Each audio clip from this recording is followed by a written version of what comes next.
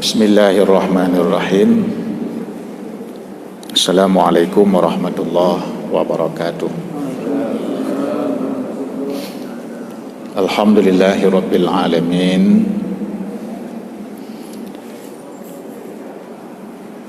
Wassalatu wassalamu ala sayyidina Muhammadin asyrafil anbiya'i wal mursalin wa ala alihi wa ashabihi ajma'in. A'udzu billahi minasy syaithanir rajim. Bismillahirrahmanirrahim. Ya ayyuhalladzina amanu kutiba alaikumus shiyam kama kutiba alal ladzina min qablikum la'allakum tattaqun. Shadaqallahul azim. Marilah dengan penuh khusyuk, tadarru' kita memanjatkan puji dan syukur kehadirat Allah Subhanahu wa taala atas limpahan rahmah dan maunahnya yang Allah berikan kepada kita. Tiada putus-putus, tiada henti-hentinya, tiada terhitung jumlahnya, dan tiada terhingga nilainya. Wa in ta'uddu ni'matallahi la tuhsuha. Tidak akan bisa, tidak akan mampu makhluk ini menghinggakan, menghitung jumlah dan nilai nikmat yang diberikan oleh Allah Subhanahu wa taala. Sebagaimana kita rasakan bersama, kita hidup memang dengan Allah. Sampai di dalam tidur pun kita memakai jasanya Allah. Bahkan tidur itu sendiri nikmat Allah Subhanahu wa taala. Enak tidur, ya, nyenyak tidur, aman di dalam tidur telah nikmat Allah. Nafas kita telah nikmat Allah. Sehingga betul-betul manusia ini tidak pernah putus daripada memakai atau menggunakan jasanya Allah Subhanahu wa taala. Maka pantas saja kalau Allah perintahkan kita untuk bersyukur. Washkuruli wala takfurun. Syukurlah kalian semua kepadaku dan janganlah sekali-kali engkau kufur kepadaku. Ketahuilah, la in syakartum la azidannakum wa la in kafartum inna azabi lasyadid. Jika engkau selalu bersyukur, nikmatku akan selalu kutambah. Dan jika engkau kufur terhadap nikmatku, maka azab saya itu sangat pedih. Nah, syukur di sini kita bisa melihat dari tiga sisi, ya, di mana kita diperintahkan untuk bersyukur dengan qalbi, dengan hati kita. Kita juga diperintahkan syukur dengan lisan kita, dan juga kita bisa tunjukkan rasa syukur kita kepada Allah Subhanahu wa taala atas nikmatnya dengan jawarih kita, dengan anggota tubuh kita. Dengan hati kita, kita beriktiraf. Nah, iktiraf itu mengakui, menyadari, tahu diri. De kuntung ya Pak Haji. Dade kuntung, de gerode.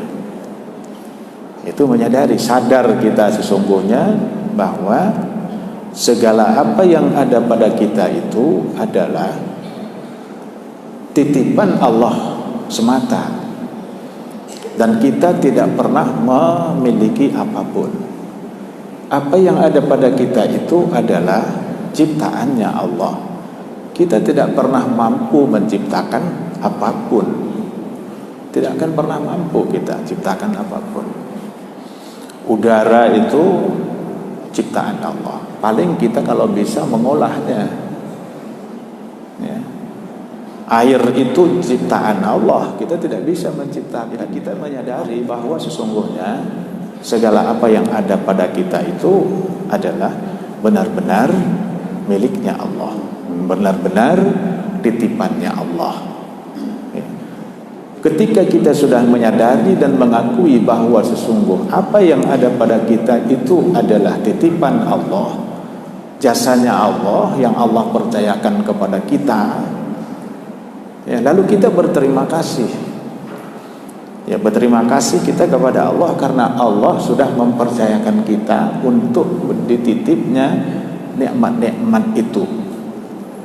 Ya, Allah telah percayakan kita titip nikmat sehat. Kita sadari bahwa kesehatan itu adalah pemberian Allah Subhanahu wa taala, bukan ciptaan kita. Ketika kita sakit, kita tidak bisa menciptakan sehat. Lalu sakit kita itu seketika bisa kita ubah menjadi sehat, tidak bisa. Lalu kita mencari di mana kesehatan itu yang Allah Subhanahu wa taala akan berikan kepada kita. Kita mencari, datang berobat, minum obat, pakai obat dan segala macam. Ya, itu tandanya, buktinya bahwa kita tidak bisa menciptakan kesehatan itu, tapi yang memberikan kesehatan itu adalah Allah. Itu nikmat. Nah, jadi itu kita sadari sesungguhnya bahwa nikmat apa saja yang ada pada kita, dengan qalbi kita itu kita beriktiraf, kita sadari, kita akui bahwa itu sungguh benar pemberian Allah, sehingga membuat kita tidak angkuh, sehingga kita membuat tidak sombong, sehingga kita merasakan bahwa sesuatu yang ada pada kita itu adalah bukan milik mutlak kita, hanya titipan saja. Yang kapan waktunya nanti Allah akan ambil, ya diambil. Ketika Allah ambil, kita tidak bisa mempertahankannya. Menyadari itu syukur dengan qalbi. Kita harus sadar setiap saat, ya, untuk membunuh kesombongan yang ada pada kita itu, keangkuhan yang ada pada kita itu, egoisme kita itu, ya, yang akan dapat membunuh karakter kita sebagai manusia fitrah. Ya. Jadi kita bunuh dia, kita usir keangkuhan kita, kesombongan kita, ananiah kita, egoisme kita, itu dengan iktiraf. Ya, maka syukur itu ada syukur kalbi, beriktiraf. Ya, beriktiraf. Dengan beriktiraf, menyadari, tahu diri, jadi orang tidak sombong. Jadi yang sombong ketika kita tidak tahu diri, ketika kita tidak menyadari diri, saat itulah kita sombong. Ya, saat itu kita sombong. Tapi ketika kita selalu menyadari diri kita itu, kita tidak bakal sombong. Apa yang ada pada kita, ada anak, titipan Allah, ada istri, dikasih Allah, ada harta, dikasih Allah, ada jabatan, dikasih Allah. Ada nafas, dikasih Allah. Ada waktu, dikasih Allah. Ada sehat, dikasih Allah. Tidak ada yang kita punya. Ya, hilanglah kesombongan kita, hilanglah egoisme kita, ananiyah kita, ya, hilanglah takaburnya kita, sehingga kita menjadi seorang hamba Allah Subhanahu wa taala yang menjadi ibadur rahman, ya, hamba Allah yang maha penyayang, hamba Allah yang maha pengasih. Ya. Ketika dia bisa berjalan meniti kehidupan di dunia ini dalam keadaan tahu diri, allazina yamshuna 'alal ardi hauna, itulah ibadur rahman. Ya, mereka yang hidup di atas permukaan bumi ini di dalam keadaan sadar, tahu diri. Ya, dalam keadaan selalu merendah diri. Ya, selalu menunduk. Dia selalu menyadari diri. Itulah sebagai seorang hamba Allah Subhanahu wa taala. Wa idza khatabahumul jahilun qalu salama. Bila mana mereka dicela dicaci oleh orang-orang jahil, mereka hana bersabipu. Ya, hana bersabipu. Itulah ibadur rahman. Sebagai ibadur rahman itu adalah ibarat seekor singa. Ibadur rahman itu kelasnya tinggi. Ya, tinggi kelasnya ibadur rahman. Dia sebenarnya ibarat sebagai singa. Ketika dia digonggong, ya, ketika dia digonggong, dia tidak membalas menggonggong. Kenapa? Ketika seekor singa itu membalas melayani gonggongan anjing, maka pada saat itu dia turun levelnya ke level anjing. Ya. Adi hana ibtabibu, itu ibadur rahman. Ya. Wa idza khatabahumul jahiluna qalu salama. Itu adalah karena iktirafnya. Dia bisa sampai ke sana karena iktirafnya. Itu harus kita miliki, Pak. Itulah perlunya ada tafakkur kita. Ya, ada tafakkur kita. At-tafakkurus sa'ah khairum min ibadati sana. Tafakkur sejenak lebih bagus daripada beribadah 1 tahun tanpa ada tafakkur. Ya, kita bertafakkur, berfikir tentang diri kita. Ya, dari mana kita, siapa kita, apa yang membuat kita kena, siapa yang menyebabkan kita ada di sini. Dan setelah di sini kita memerlukan ini, memerlukan itu, membutuhkan segala macam. Dari mana itu semuanya datang? Kita bertafakkur. Dan lalu apa tugas kita? Apa kewajiban kita di sini? Jadi dengan sering bertafakkur itu sadarlah kita bahwa sesungguhnya kita ini adalah tak lebih, ya, hanya sebagai seorang utusan atau kiriman Allah Subhanahu wa taala ke bumi ini, ya, untuk beribadah kepada Allah. Ya, untuk beribadah kepada Allah Subhanahu wa taala. Allah yang tempatkan kita di sini. Walaqad makkannakum fil ardi. Kami tempatkan kamu sekalian di bumi. Ya. Kami tempatkan kalian semua di bumi. Wa ja'alna lakum fiha ma'aish. Dan di bumi itu sudah kami lengkapi dengan segala macam kebutuhan-kebutuhan yang kamu butuhkan. Allah sudah ciptakan semua di sini. Sudah ada semuanya di sini. Jadi kita sebelum datang sebenarnya semua sudah ada di sini. Ya, semua sudah ada di sini. Jadi Allah yang menciptakan semuanya di sini. Walaqad makannakum fil ardi. Nah, kita perhatikan. Ya, siapa yang membuat kita ada di sini? Walaqad makannakum fil ardi. Allah yang mendatangkan kita ke sini. Itu jangan lupa bahwa yang mendatangkan kita ke sini adalah Allah. Dan lalu sesudah sampainya kita di sini, kita butuh segala macam. Siapa yang membuat kebutuhan-kebutuhan kita itu cukup? Wa ja'alna lakum fiha ma'aish. Tidak juga orang lain, tapi juga Allah juga. Wa ja'alna lakum fiha ma'aish. Saya ciptakan semuanya di sini, semua apa yang kamu butuhkan. Nah, itulah syukur bil qalbi, yakni beriktiraf. Kemudian yang at-tahaddus, kita dituntut juga untuk bersyukur dengan lisan kita.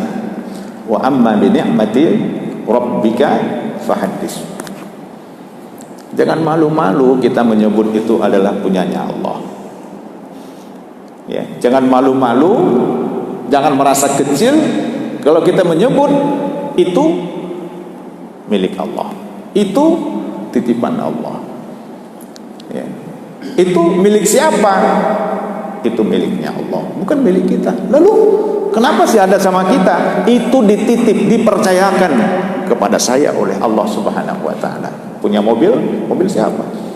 Ya, punya saya, dititip oleh Allah. Jangan lupa bahwa itu idhafahkan nikmat-nikmat itu kepada Allah Subhanahu wa taala. Punya rumah, itu rumah siapa? Rumah saya dititip oleh Allah. Nah, ketika lidah hati kita menyadari demikian dan lidah kita berbicara demikian, ketika titipan itu diambil oleh Allah Subhanahu wa taala, kita sudah siap. Ya, kita sudah siap, tidak ada lagi yang bisa menggoyahkan kita. Kita sudah siap dari pertama, kita sudah menyadari bahwa ini pemberian Allah, ini datangnya dari Allah, ini dikasih oleh Allah, ini hanya dipercayakan oleh Allah, ini hanya sementara dan sebab berbatas dengan waktu saja yang diberikan oleh Allah. Kita sudah yakin dari awal itu. Dan kita selalu bicarakan bahwa ini adalah punya Allah, ini punya Allah, ini punya Allah, ini punya Allah. Contoh sudah diberikan oleh para nabi-nabi. Ini punya siapa? Ini punya Allah. Nabi Ibrahim pernah ditanya, ini punya siapa kambing-kambing ini? Ini punya Allah semuanya. Kamu ya dititip sama saya untuk mengurusnya. Dititip untuk mengurusnya. Nah, itu contoh yang sudah diberikan. Ini punya siapa? Ini punya Allah. Jadi ini dititip kepada saya untuk mengurusnya. Anak kita itu titipan Allah, dititip kepada kita untuk kita urus sesuai dengan aturan-aturan yang diberikan oleh Allah. Ini istri kita, dititip oleh Allah untuk kita urus. Ini jabatan kita, dititip oleh Allah untuk kita urus.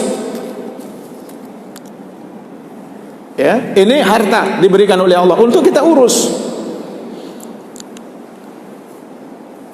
Nah, itu syukur. Kita mensyukuri nikmat dengan tahadus. Dan kita bersyukur pula dengan jawari, anggota tubuh kita. Menempatkan nikmat-nikmat yang diberikan oleh Allah Subhanahu wa taala itu pada tempat yang diperintahkan, diridai oleh Allah. Itulah syukur. Nah, ini sebuah realisasi daripada syukur hati dan syukur lisan. Apakah hati kita itu benar beriktiraf? Apakah lidah kita itu betul bertahaddus? Lihatlah, ketika harta diberikan oleh Allah Subhanahu wa taala, pernahkah dia menempatkan harta itu pada jalan Allah Subhanahu wa taala atau tidak? Nah, itu menempatkan harta pada jalan Allah Subhanahu wa taala itu bentuk syukur kita terhadap harta. Kita diberikan sehat oleh Allah Subhanahu wa taala. Kesehatan itu kita pakai untuk beribadah atau tidak? Menggunakan kesehatan itu untuk beribadah kepada Allah Subhanahu wa taala itu adalah bentuk syukur bil jawarih dan seterusnya. Nah, inilah syukur.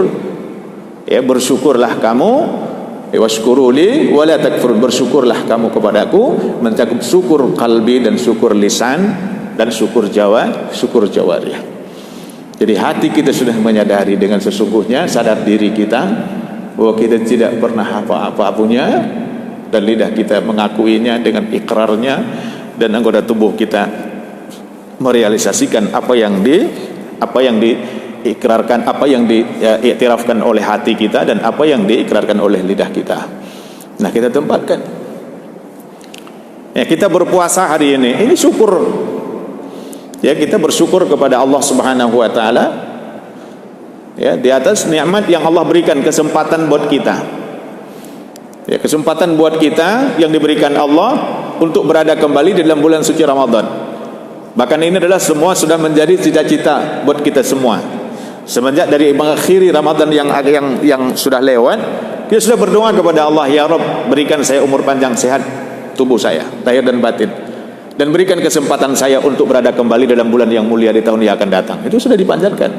Ketika sampai di bulan Sya'ban, sampai di bulan Rajab, di bulan Sya'ban, kita tambahkan doa lagi. Kita minta keberkahan Allah di bulan Rajab dan di bulan Sya'ban, dan kita mohon kepada Allah untuk dibawa kita sampai ke bulan suci Ramadan. Alhamdulillah, rupa-rupanya terbukti hari ini doa kita dikabulkan oleh Allah. Doa kita dikabulkan oleh Allah. Kita masih bisa menghirup udara Ramadan. Dikabulkan oleh Allah. Ini nikmat yang paling besar.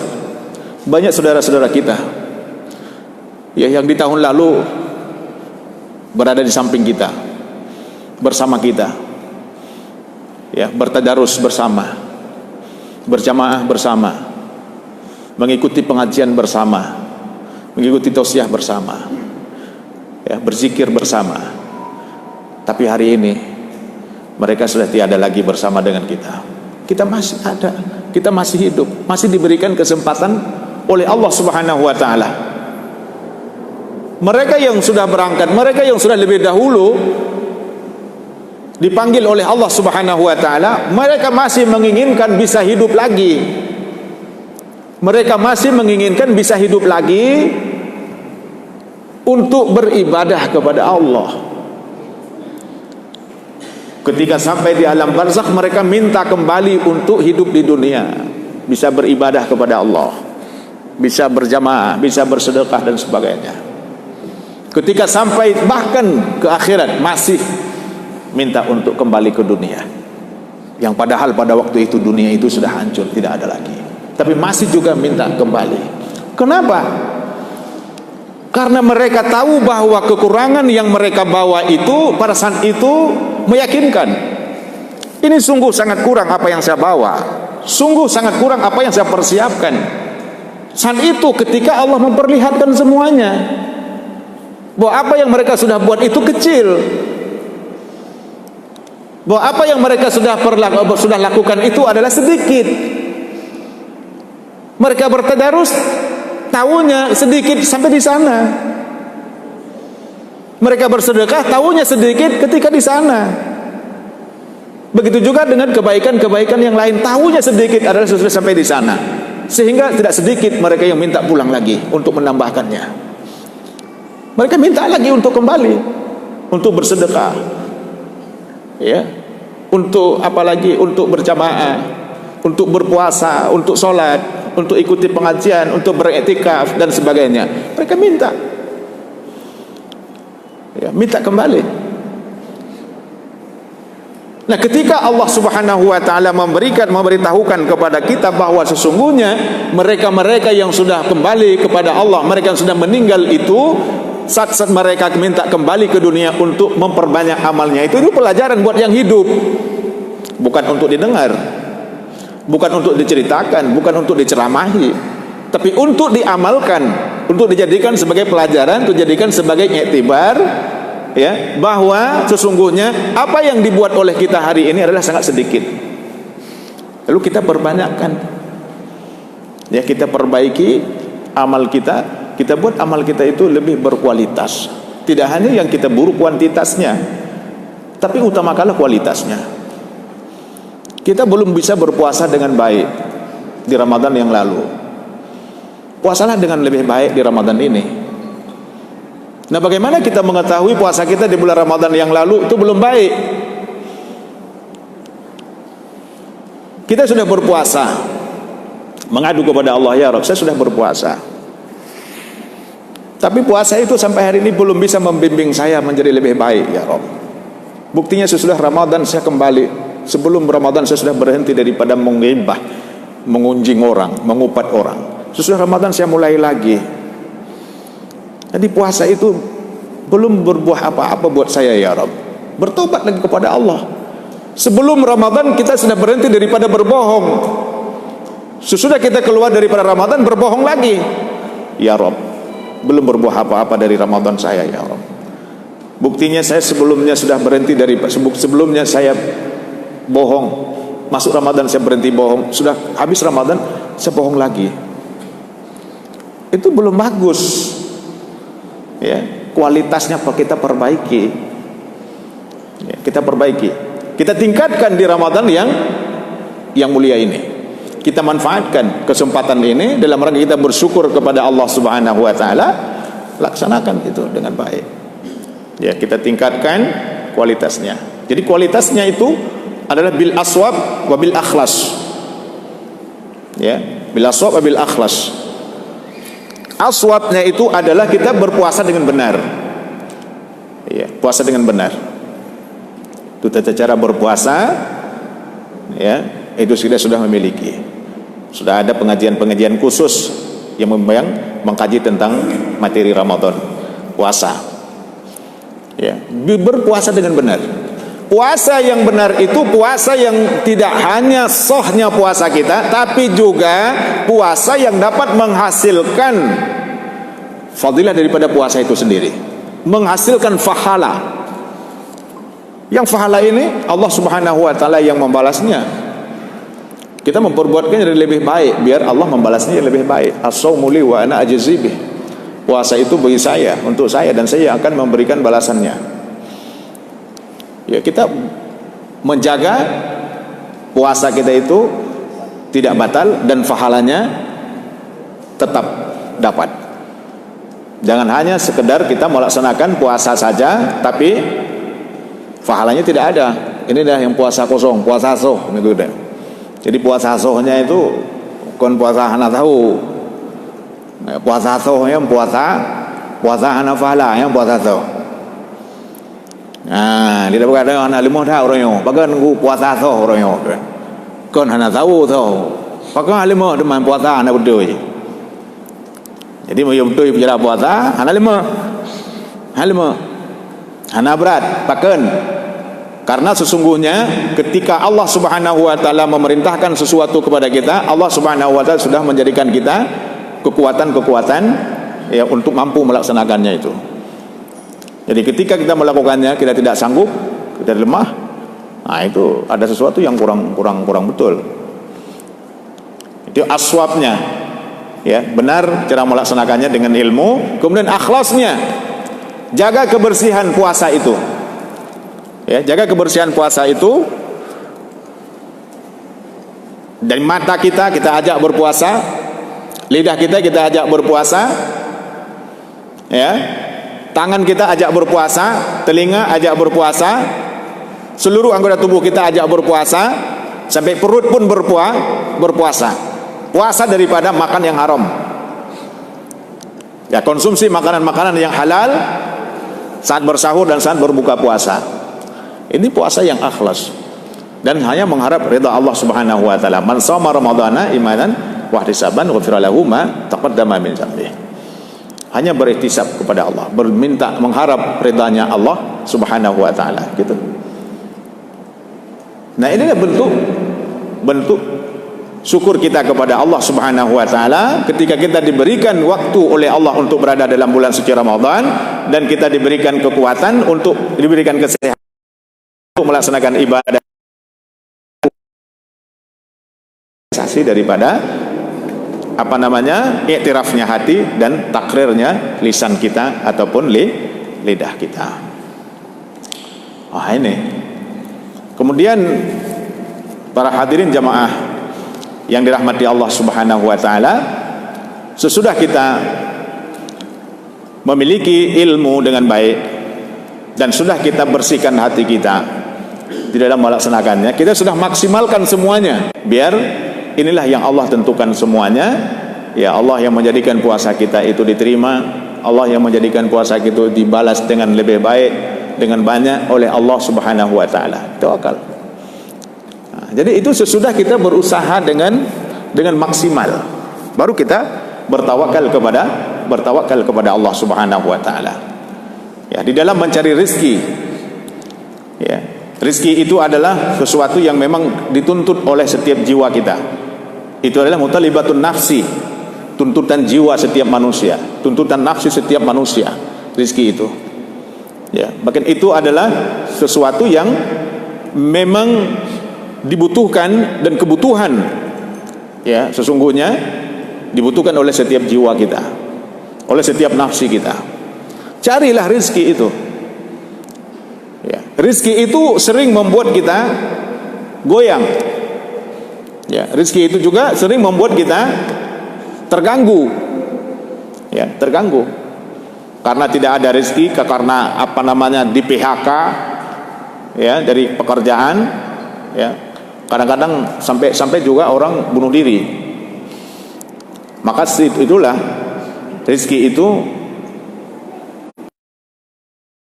awaris, gangguan jiwa seseorang, sesuatu yang dapat mengganggu seseorang. Ya, maka oleh Allah Subhanahu wa taala menganjurkan kita untuk bertawakal. Ya, untuk bertawakal, untuk mengatasi gejolak rezeki di dalam jiwa kita itu. Jangan sampai kita bunuh diri, jangan sampai mencuri, jangan sampai merampok, jangan sampai meninggalkan ibadah, sibuk dengan rezeki itu. Ya, atasi gangguan-gangguan tentang rezeki itu dengan tawakal kita kepada Allah. Tawakal kita kepada Allah. Bertawakal saja kepada Allah. Tawakalnya itu adalah sesudah kita melakukan iktisab, sudah kita melakukan usaha, sudah kita melakukan semaksimal mungkin, barulah kita serahkan kepada Allah. Fa iza azamta fatawakkal 'ala Allah.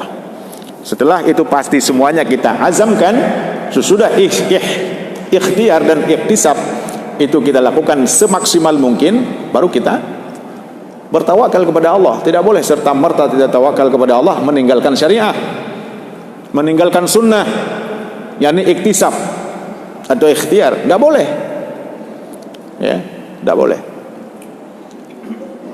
Satu ketika seseorang datang kepada Rasul Sallallahu Alaihi Wasallam, diceritakan oleh Anas bin Malik. Ketika itu Rasul Sallallahu Alaihi Wasallam berada dalam masjid. Tamu itu datang, melepaskan untanya, dan lalu tamu itu masuk masjid. Rasul Sallallahu Alaihi Wasallam sudah memperhatikan,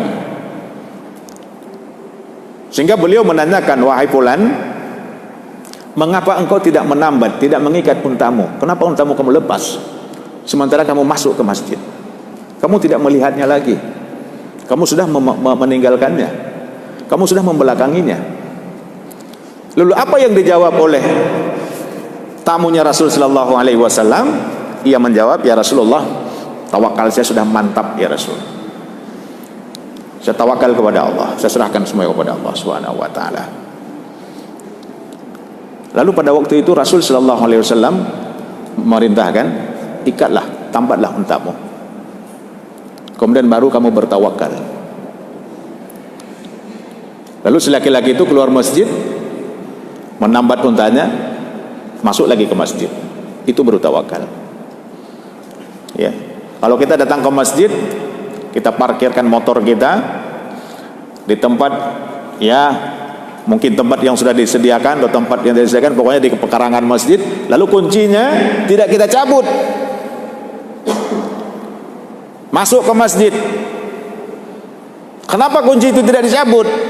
Tawakal saya sudah mantap Pak, sudah mantap tawakal saya Pak. Itu melanggar sunnah, melawan sunnah, belum beriktisab, ya, belum beriktisab. Tidak dianjurkan seperti demikian, ya, tidak dianjurkan seperti demikian. Fa iza azamta fatawakkal Allah. Dari kita dulu, usaha kita dulu, yakinkan kita dulu, pastikan semuanya itu berlaku sebagaimana diperintahkan, bertawakal kepada Allah Subhanahu Wa Taala. Tawakal kepada Allah. Rasul Sallallahu Alaihi Wasallam sendiri, beliau datang ke medan perang tidak dengan dada terbuka, dada telanjang. Ya, Rasul Sallallahu Alaihi Wasallam menggunakan pakaian perang. Ya, Rasul Sallallahu Alaihi Wasallam datang ke medan perang tidak dengan tangan kosong. Beliau megang perisai, pakai baju besi, pakai perisai, turun ke medan perang. Itu dipraktekkan oleh Rasul Sallallahu Alaihi Wasallam. Ini iktisab, ini adalah ikhtiar. Kemudian baru bertawakal kepada Allah, baru serahkan itu kepada Allah, serahkan itu kepada Allah. Bahkan Rasul Sallallahu Alaihi Wasallam di saat sangat waktu yang genting, ya, beliau mengatakan kepada sahabat-sahabatnya, siapa malam ini yang bisa menemani saya? Rasul Sallallahu Alaihi Wasallam masih beriktisab. Ini sunnah, ya. Maka kita melakukan iktisab secara maksimal adalah sunnah.